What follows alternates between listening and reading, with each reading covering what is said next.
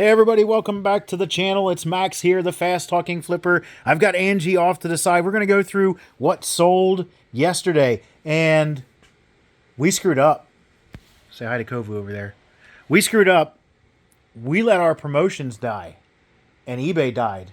We let our promotions go offline, and for a day we had no sales, and we were like, what in the world's going on? Angie was smart enough to go look, and she said that our little promotion had ended at the end of November, excuse me. And because of that, we didn't have any traffic. So we sold one item, which is very unusual for us. Normally we're selling somewhere north of 7 is kind of like the low that we see. 7, and then, it'll bounce up from there. So we sold one item December 1st. And then yesterday, last night, once we turned it back on, sales kind of started popping off. And we had 5 items sell overnight and then 8 items so far today. I think maybe not exactly the right numbers that for the 2 different days, but today's total 8 items for $708, and that doesn't include the ones that we already packed to get shipped yesterday. But to go through them real quick, Michigan Wolverines, some college stickers, a 6-piece sticker set for $9.99. We got this one for free from the Reseller lot up in Lebanon, Indiana. Wonderful woman was so nice as to give us a whole locker full of stuff. Next one, Fisher Price Castle with a whole bunch of the figurines. They're kind of hodgepodge, the figurines. Castle was in kind of rough shape.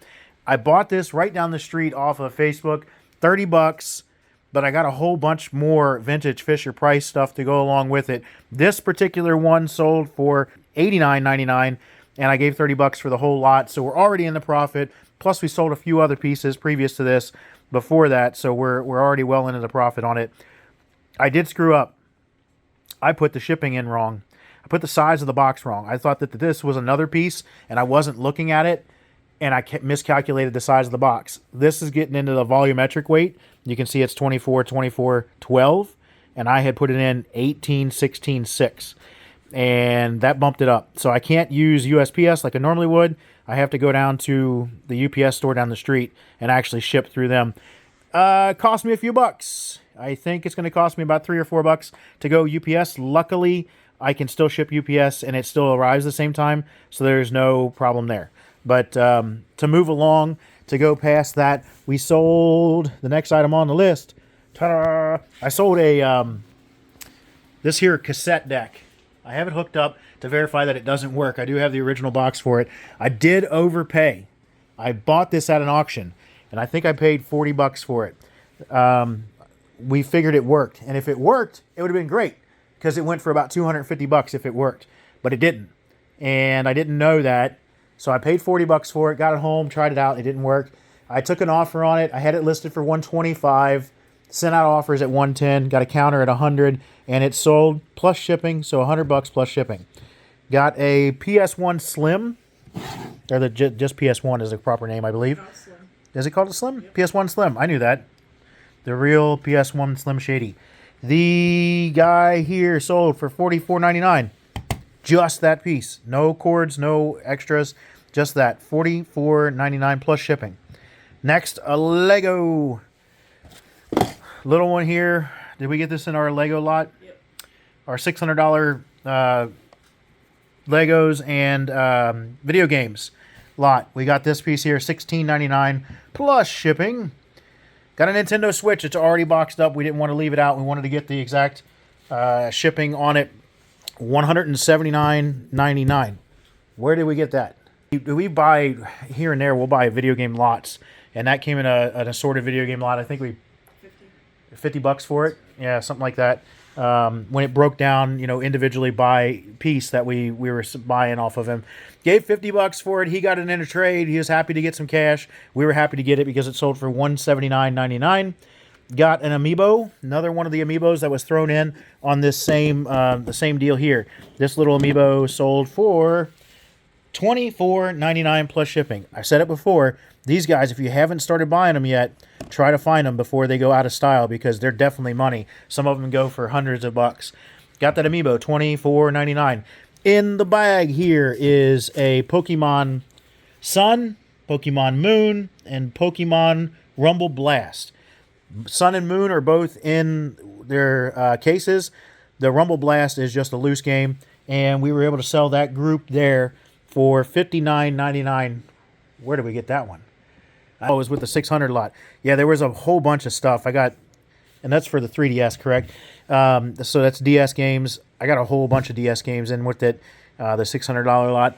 I would say to assign individual values, because we got so many individual items, the $600 lot, you would probably assign $6 per item. We probably got 100 different items, I would say.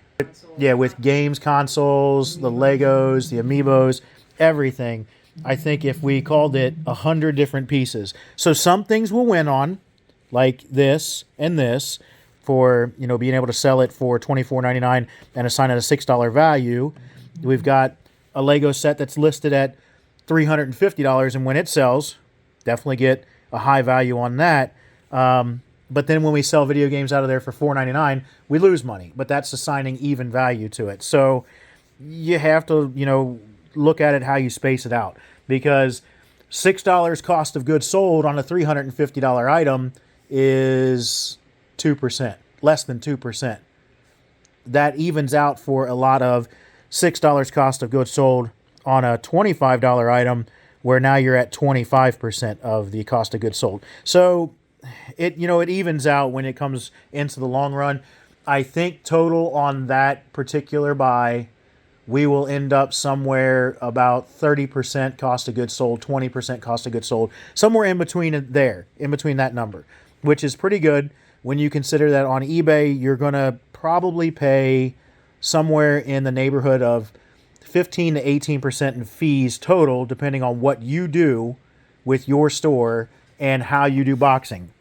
Our boxes are all new. We very, very, very rarely ever use a used box. So we buy all new boxes. We do get some post office boxes, and we're trying to shift over to those. But you can see there that we get all new boxes for the most part, and all new materials to be able to source, just because, or to be able to ship, I should say, just because sourcing boxes gets so tedious and time consuming, and it's not something that we want to do. We have a great place that sells us boxes cheaply. This box is 40 or 50 cents. It's not very much. This box, however, is a couple dollars. So that's understandable. If you get them in routine sizes, like that box there is my 12-12-6. Next to it, I believe that's a 12-12-12. This is 18-14-10 with 18-12-12 on top. Those boxes are routine sizes, so they're relatively cheap. They're only, I think the 12-12-6 is 63 cents a piece. The 12-12-12 might be 80 cents a piece. Not that much. You know, you figure that into your actual selling price of things, and it becomes routine, and from that point out, you can just kind of calculate where you are on expensive. Up here, we got 444, 666. What is that? 1266, 888.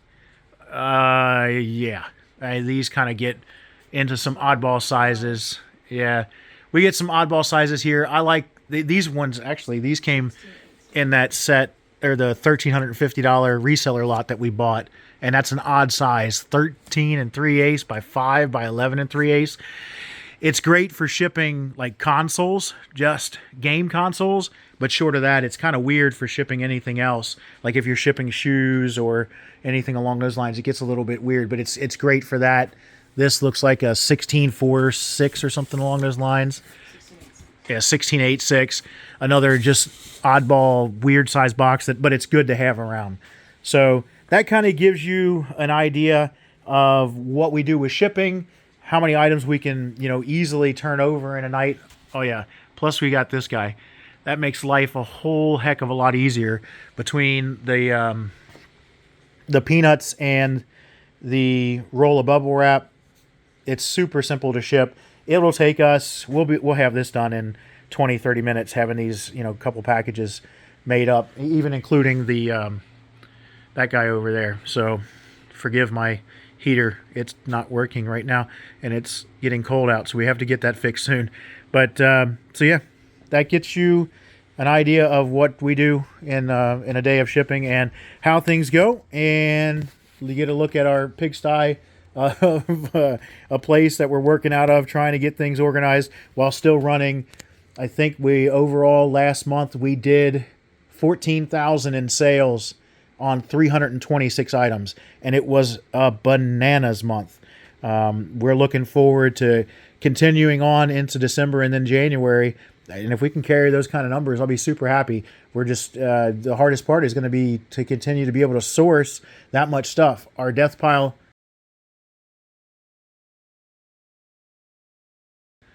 is kind of atrocious. We got to get through it because all this stuff here is death pile.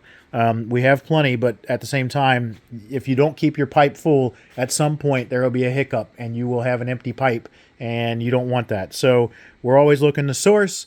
That's what we were out today. We're going to be filming a little video of what we hauled today, and from there we'll put that out as well. So don't forget to bleep bloop below and do the whole responding, telling me what I've done wrong and what I have done right.